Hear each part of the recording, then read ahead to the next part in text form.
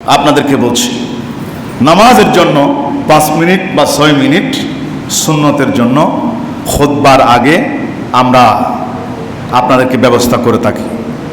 কথা বুঝেন নাই? বুঝছেন? সুন্নতের জন্য আমরা সময় দিই না? কথা বলেন। এবং এখনই আপনাদেরকে সুন্নতের সুযোগ দেব। তো একদিকে মাহফিল চলে, এই মাহফিল তো মন গড়া কোনো বক্তব্য এই মসজিদে দেওয়া হয় না, কোরআন হাদিস থেকে দেওয়া হয়, ঠিক কিনা?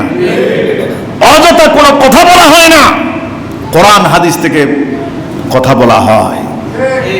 তো নামাজ পড়বেন কাকে দেখানোর জন্য? না বান্দাকে? আর জোরে বলুন। সন্দেহ আছে?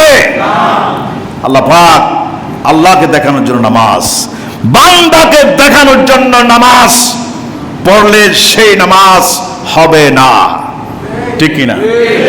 সিজদা কাকে? কিয়াম কার জন্য?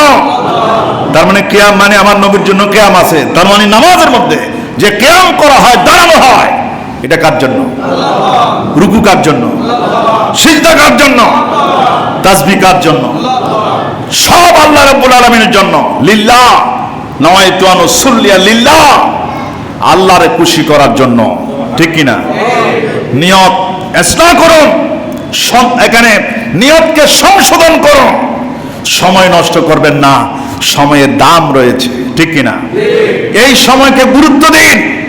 যত নামাজ পড়বেন শুধু আল্লাহ রাব্বুল আলামিনকে খুশি করার জন্য, হজ করবেন, যাকাত দিবেন, সব আল্লাহ পাককে খুশি করার জন্য, বান্দাকে খুশি করার জন্য।